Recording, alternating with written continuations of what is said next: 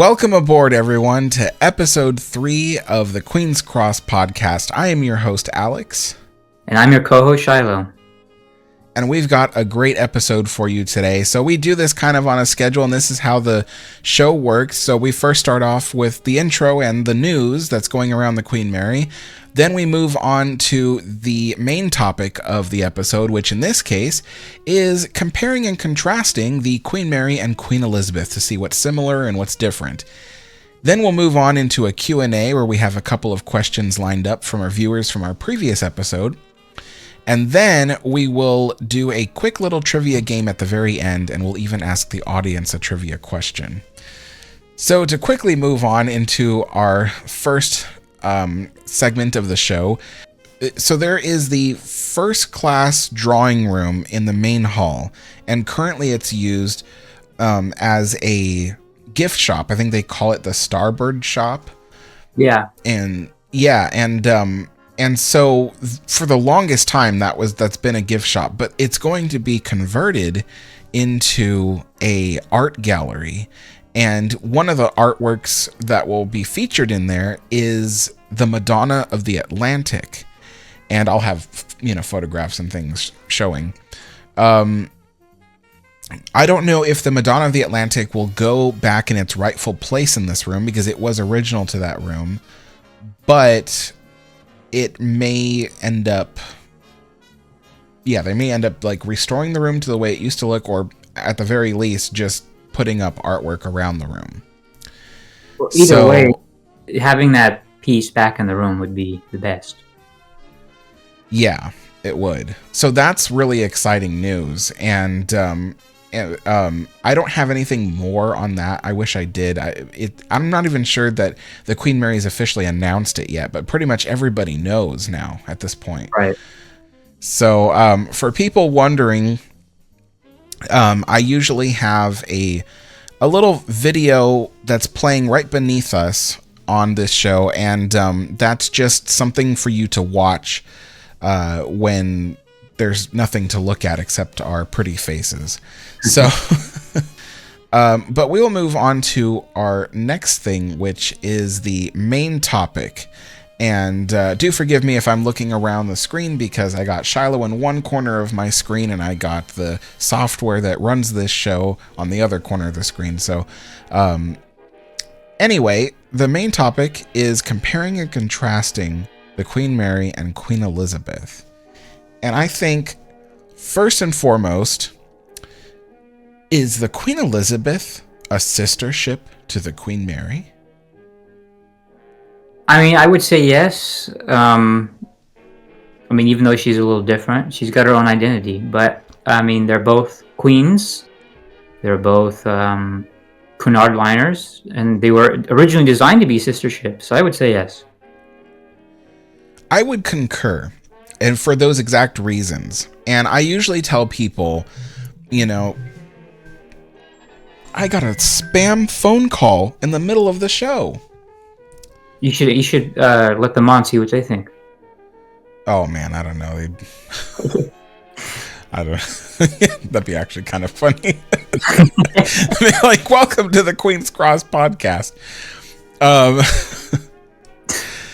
So what I usually tell people about the Queen Elizabeth and the Queen Mary is that, the two ships were designed in 1928, 1929 is when, they started putting everything to paper and kind of going, this is the designs we want, this is the shape of the hull, this is all that. And originally, just like Shiloh said, they were intended to be sister ships. I mean, that's the smartest thing to do, is because if you design one ship, you don't have to pay all the designers to design a second different ship. You can just replicate it and build a second one for a slightly cheaper price.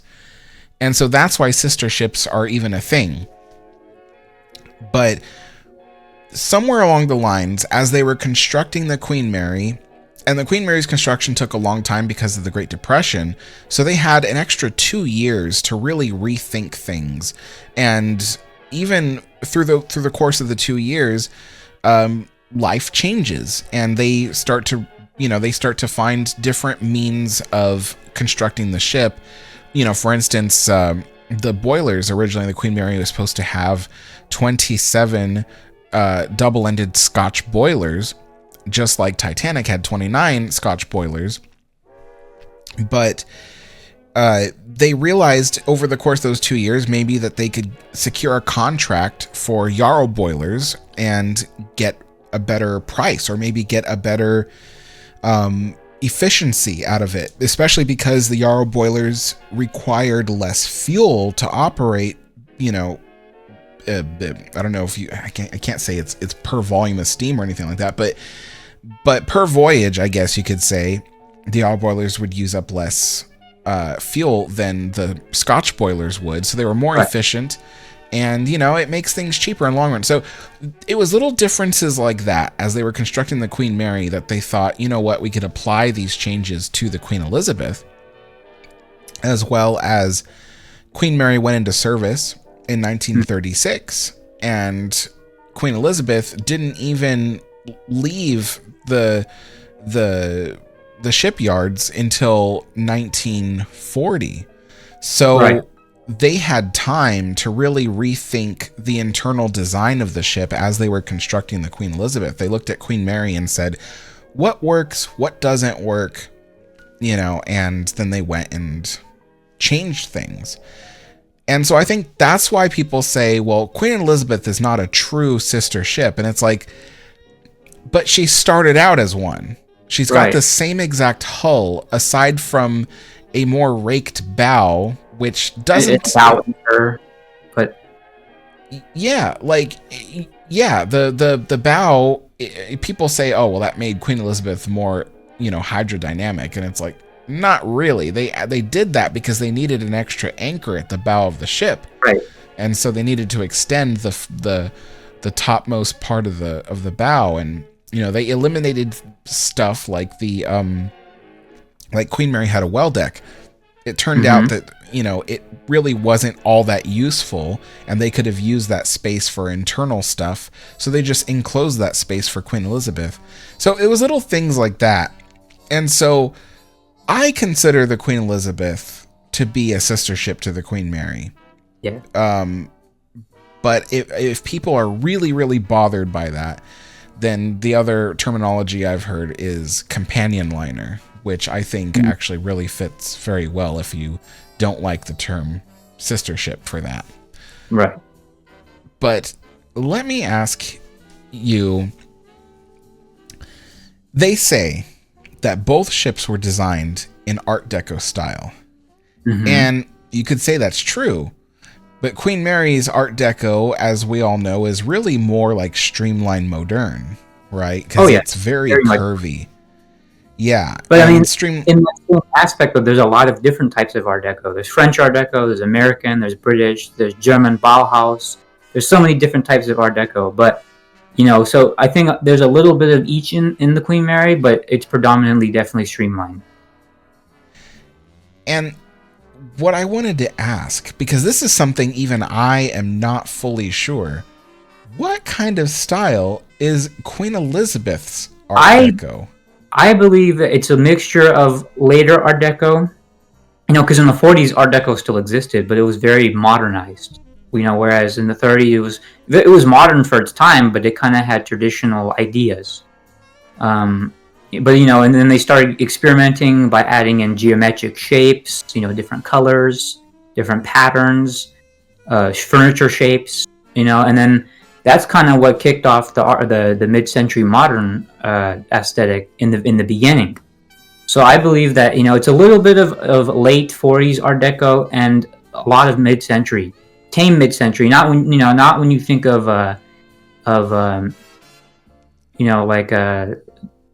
1950s TV shows, when you see like the Jetsons, for example, when you see that kind of mid-century modern, not like that, more of a traditional European, like almost like a Danish mid-century modern. So obviously they adapted to their times, but I think Queen Elizabeth was designed more internally with the future in mind. And I would agree too, because when you look at the interiors of Queen Elizabeth and you think, most of those interiors were designed in like the year 1939, 1940. Maybe there were some changes during the war because, they had 6 years to really rethink the interiors of Queen Elizabeth before they decorated her. But for the most part, you look at those interiors and they were really ahead of their time. Oh, definitely.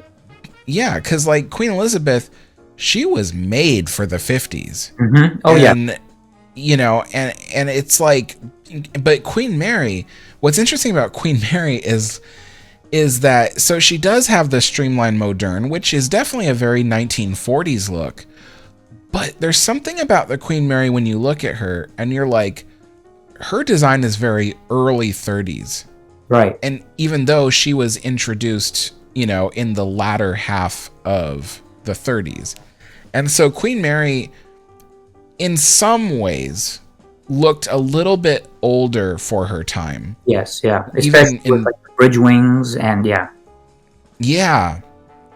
And the exteriors, for sure. The exteriors, she really looks like one of those old time, 1910s kind of ships, but interior wise, very, very modern. Yeah, modern, but I still think that on the interiors, there's something about the interiors that appear very early 30s. And I think, again, that's because she was designed in the early 30s. The interiors were all designed in the early 30s, and they waited so long to install them that they kind of went slightly out of style. I mean, not so out of style that people were like, oh, this is old, but it just was kind of like last season kind of thing. Right. And I think that's what makes the Queen Mary so interesting, I think, is because, excuse me, even though, like you said, a lot of the designs are very 1930s, they also, even though they were designed with, that aesthetic in that time period, they still have elements of very modernistic ideas. So even though they were, like you said, sort of out of style, they still fit in with the 50s and the 60s. Yeah, there were areas of the ship that there are areas of the ship that in 1936 looked like the 1960s. Right. Like the Mermaid Bar. The Mermaid Bar is very modern. That was a very modern design, and that could have worked in the late 50s, early 60s too. Because it had a lot of interesting shapes and colors. So yeah. And you look at like the third class main lounge, for instance, or is it the lounge room? I think of the smoking room. Well, either one actually, the lounge or the smoking room for third class. In the 1930s, they looked 1960s. Yeah. Yeah. So in many ways, the Queen Mary was ahead of her time, but then she also had a foot in the past and then a foot in the present. So she was a 3-footed. And I love those pictures from the 50s and the 60s because it's kind of the only time you can really see a clash of two worlds, but they don't clash in a bad way. They work, they match, and it's cool to see these two different periods come together and they work. You have rooms that look 30s and 40s, and then you have people in them with 50s or 60s clothes on. It's very cool to see. A good comparison is if you look at the main lounge of the Queen Mary, the first class main lounge, and you look at the first class main lounge of Queen Elizabeth, you can see the stark contrast of the two different versions of Art Deco. Queen Mary's main lounge, there's lots of curves, there's lots of stepped back design to it, and especially it's very tall. It's nearly 3 decks high in Queen Mary's main lounge, but you look at Queen Elizabeth's main lounge, it's 2 decks high, so it's shorter, and everything is very square, very straight edge, lots of hard lines, and that's very modern. Yeah, very very mid-century modern. Yeah, but like I said, like in the case of the Queen Mary, still is Art Deco. It's a very interesting mix. So it was very, the ships had these interesting looks to them that were for quite a while timeless. I mean, you could even say they're timeless now. Yeah, definitely. because because like you don't walk into those rooms and go, oh man, this is antiquated. You walk in there and you're like, wow, this is beautiful. This is It's not like walking into a 70s kitchen with all the fake veneered cabinets and wood on your washer and dryer. And yeah, man, I can't stand those that earth tone colors. that's antiquated. But yeah, when you look at the Queen Mary, it's a type of um, outdated that's good, if that makes sense. Yes. It's Yeah. something that you want to see. That's what draws people to the ship, is because they want to see things like that. I think the starkest contract is the main hall. Really? Hmm. I think the main halls, they do look different, but they look so similar.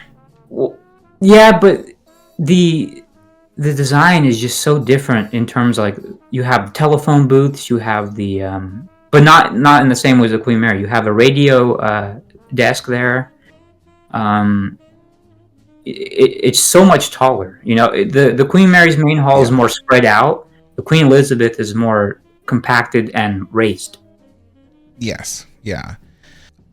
So the next space I kind of wanted to just touch upon was the main restaurant. Mm. So Queen Mary's first class main restaurant, we've seen it all. It's 3 decks high. It is absolutely gargantuan, very Art Deco, lots of curves, lots of, Glass holes in there, yeah. yeah. But then you look at Queen Elizabeth's, and Mhm. it is, I mean, I don't, honestly, there are times where I don't know which one I like more. Yeah, I know. And the sheer size is incredible. I have a picture. I can send it to you if you want to put it in. It's taken during World War II, and there's a bunch of soldiers that are, lined up. And I mean, you've seen the Queen Mary ones. That room's huge, but when you look at this picture, it's massive. It's a huge room. So yeah, I I don't also think I've seen that picture before then. I'll have to send that. Yeah. Yeah. I I also have problems which one I like more, but which one I also think is larger. Even I think be given the numbers, but if I see these pictures, it's going to make me think twice. It's yeah, it's an Yeah. incredible photograph.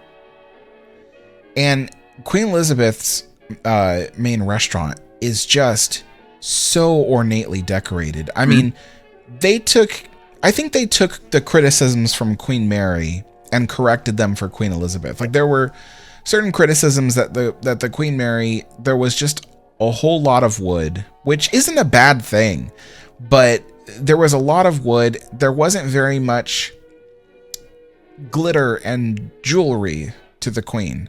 Like no. And yeah, and with Queen Elizabeth, I feel like there are way more bronze sculptures and reliefs, and there's way more use of glass and possibly crystal, and then, Even if you look at the handrails on the first class stairwell, probably others too, they have little square designs in the handrail. Whereas the Queen Mary's, it's elegant, but it's pretty simple. It's just a metal handrail.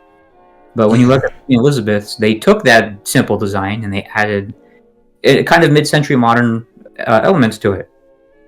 So yeah, that's something that they also did, I think, in terms of taking criticisms from the Queen Mary. Yeah, and of course the fact that Queen Mary has 3 funnels and Queen Elizabeth only has 2, and that of course is directly related to the fact that Queen Elizabeth, well, actually I probably shouldn't say anything because that's part of our trivia question for today. Yeah. But yeah, so what was I going to say? That they rearranged the interiors of the Queen Elizabeth to match the fact that, the funnels there's only 2 of them and they're in different places than on the Queen Mary. And so that's how you get the size differences of certain rooms, at least in terms of square footage, because they had more room to work with. But those interior spaces, I've looked at a cutaway of Queen Elizabeth and matched it to Queen Mary, and in a lot of the midship areas, there's definitely a difference. Yeah. But in all the rest of the parts of the ship, it's all the same layout. Very similar. Yeah. Yeah. The corridors. The corridors are nearly identical. So, yeah, definitely the two ships were very similar. And I think just to quickly dispel any kind of, thoughts of differences in technical stuff, Queen Mary and Queen Elizabeth essentially had the same exact hull design. So one was not more hydrodynamic than the other. They had the exact same amount of screws and engines, and they were the same type of engines and the same type of screws. Right. It's just that Queen Mary produced a higher volume of steam than Queen Elizabeth could, but that's because Queen Elizabeth was designed to be the more economic ship that costs less to operate, but still goes just as fast for its service speed. Right. And we've already discussed this before, but Queen Elizabeth was not faster than Queen Mary. That's another rumor that people think is like, oh, Queen Elizabeth was secretly faster. She wasn't. She wasn't. She was the largest, but she wasn't the fastest. Mm-hmm. So, yeah. So, okay. So now, because we got to move on. Yeah.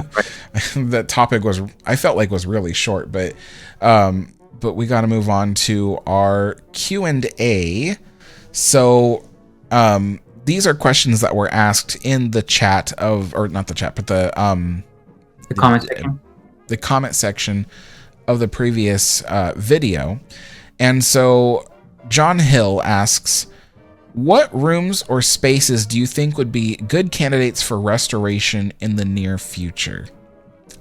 And this has to do with the Queen Mary, of course, because Queen Elizabeth is not here. But I would say good candidates for restoration in the near future would first and foremost be the second class library, because everything is pretty much there. It's still got its cabinets. It's still got, its paneling, it just needs a sprucing up and the return of its table and its Madonna altar and stuff like that, So I think that would actually not cost a lot to restore that room. It's honestly. a pretty small room too. I'm going to go down the other route and say the first class main lounge, because they're already doing work in that room, and I think that would be the top candidate for further restoration, because the ceilings need to be restored, the wood surrounding Unicorns in Battle, that needs to be restored, and from what I hear, they're doing more projects in that room after Unicorns in Battle. So I think that's like the number one candidate right now. It's true. That's true. Do you have another room? I was going to say the second class main lounge, because last time I was in there, like the paintings that were at the top, one of them was, I know they still have it, but it was missing, so it was taken down. I don't know if they were restoring that or not, so that could be perhaps a room that they restore. But I mean, the walls in that room are pretty clean. They're in good shape. So, I mean, if they had to restore anything, it would be maybe the flooring. Okay, so Yeshua asks, why didn't they keep a lot of the original fittings on the Queen Mary, such as furniture and carpets? And that really only requires one answer. Do you want to answer that? Well, I mean, there's a good deal of them still in storage. You just never see them. But there's also the fact from the 70s to I think the 80s or 90s. I can't remember how long they sold them for, but they had various fixtures such as door hooks, light switch covers, even the buttons, punka louvers, ashtrays like the one I have back here. That's from the sale. Books, just various things that belong to the ship. They put these little gold stickers on them that say City of Long Beach, basically certifying that it's a piece of the Queen Mary. And, they slapped them, like I said, on various items, and they sold them on board. So a lot of them were either sold or they're still there. You just never see them because they've been in storage. It was not done maliciously. Mm-hmm. They didn't just sell that stuff off because they were greedy and just wanted money. they really were trying to create a beautiful hotel that they thought people wanted. And they were wrong. They should have kept things as they were, but they didn't know that. They didn't know that that's what they should do. They assumed that it's hard to tell that with anything you do for the first time. I mean, you can make guesses, and sometimes you're right, and sometimes you're wrong, but you won't know for sure. Yeah. I can't pronounce this right, I don't think, but Javim asks, what is the lifespan of the Queen Mary? Will it eventually become too expensive to maintain? And I think the simple answer to that is yes. Eventually, the ship will become too expensive to maintain. When that will be, I don't know. I mean, there are a lot of people right now who are such naysayers about the Queen Mary that they're like, oh, that time is now. She's too expensive now to maintain it. That's not true. The only reason why it looks that way is because people just haven't been maintaining her for the last 30 years, except for this current management, right, who's really been doing a fantastic job. And they've been doing it all with a net positive. They've been doing it while turning a profit. A major profit. Yeah.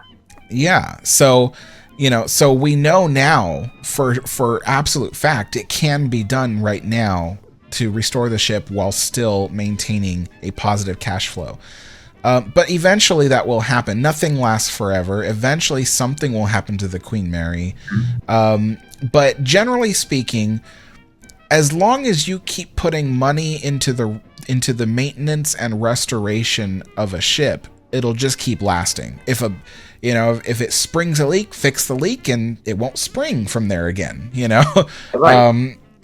So technically a ship will last as long as you want it to last. The question is, when it becomes too expensive, and we don't know yet. We don't know yet when that will be. Ron Stewart asks, is the Queen Mary still seaworthy? Do you want to answer that, Shiloh? For her lagoon, yes, but for the open ocean, no. No. And the reason why is because in order to create easy access points on the ship, something where you don't have to squeeze in and out of the ship with other people next to you, shoulder to shoulder, they had to cut larger openings in the ship. So they had various areas on the ship where they installed the gangways and stuff like that. And there were already hatches there, but they were like 1 or 2 person hatches. But now today they've like widened a lot of them. So that way there's like plenty of room. You can just, freely. Well, yeah, you have enough room for almost 2 lanes of gangway traffic. So, but then there's also a lot of other things too. Like what makes a ship seaworthy is like, well, you got to have all of the watertight compartments completely sealable. Right now there's openings in them to allow for tours and things like that, without functioning watertight doors. Watertight doors is another thing. You can't technically say a ship is seaworthy if it doesn't have functioning watertight doors, because it would never pass SOLAS standards. Or any watertight doors, because like you mentioned, a lot of them have been open, so those watertight doors have been removed. But yeah, as Charlotte was saying, if you're asking whether, she holds water or holds back water, whether she'll just spring a leak or she's broken or something. No, she's fine. She'll float right where she is just fine. And she has been. Yeah, exactly. So, okay, so now we'll move into our trivia game. And I will ask the first question. So Shiloh and I, we write the trivia questions for each other, and then there'll be one for the audience afterwards. But my first question for you, Shiloh, would be, how many Yarrow boilers did the Queen Mary and Queen Elizabeth have? Is it A, 27 for Queen Mary and 16 for Queen Elizabeth? B, 24 for Queen Mary, 12 for Queen Elizabeth? Or C, 29 for Queen Mary and 14 for Queen Elizabeth? See, this is not my expertise field, but I'm going to say 24 and 12. Correct. That is the correct answer. Queen Mary had 24 Yarrow boilers. Queen Elizabeth had 12. Queen Elizabeth Yarrow boilers were slightly larger than Queen Mary's. They didn't produce the same volume of steam because Queen Mary just had way more boilers to work with. Yeah, and another difference between the two is that Queen Mary had 3 Scotch boilers and Queen Elizabeth didn't have any. Right. So, Right. yeah. Yeah. All right. So, do you want to ask me your first question? Sure. So not really true or false, but were the all the paper items such as menus, passenger booklets, were they printed on land or were they printed on board? On board. Correct. There was a printing room on C deck, or was it C deck? Yeah, it was C deck. Yeah. Yeah, on the service corridor. And they had so many pieces to work with that there's still blank menus down there today. Yeah, I heard that too. Yeah. That there's a lot of like blank papers and stuff like that haven't even been filled out yet. Right. Yeah, they were working overtime in there. They had, I think, at every hour of the day there was something being printed. Crazy. Oh, not to mention the newspapers. Yeah, they had to get information from land, to print on their newspaper, which is insane if you think about it. For 1936, that's pretty advanced. That is, yeah, especially middle of the Atlantic in 1936. Jeez. Yep. Okay, so my next question for you, Shiloh, is, so the QE was the largest ship in the world, but which ship first surpassed her size? Was it A, SS Normandy, B, SS France, or C, Queen Mary II? I'm going to say Queen Mary II because SS France's beam is smaller than Queen Elizabeth's. That is true. But the trick part of the question is, but you still got it right, but the trick part of the question is that ship size is measured by... Yeah, gross tonnage. So, yeah, so you definitely got it right. So Queen Elizabeth, when she was introduced in 1940, was the largest, introduced in 1940, was the largest ship in the world all the way until the year 2004. Which is crazy. Which is crazy, right? Like, that also means that Queen Mary was the second largest ship in the world. Yes, yeah, that's true. I mean, if Normandy were still around, it would be larger than Queen Mary, but it wasn't. So current existing ships, yeah. Yep, exactly. So, okay, what was your second question for me? So in the bridge and also the promenade and other various parts of the ship, starting with the bridge, the original color of the brass of the instruments, they're brass now. But what was the original color when she was in service? I know they're a type of green, so I'm going to say seafoam green. Right. Yeah, they were originally painted seafoam green. And then I guess when the ship came to Long Beach, they removed that. Yeah. But interestingly enough, the bridge wings are still seafoam green. Nice. All right. And the last question is for the audience. So, audience, true or false?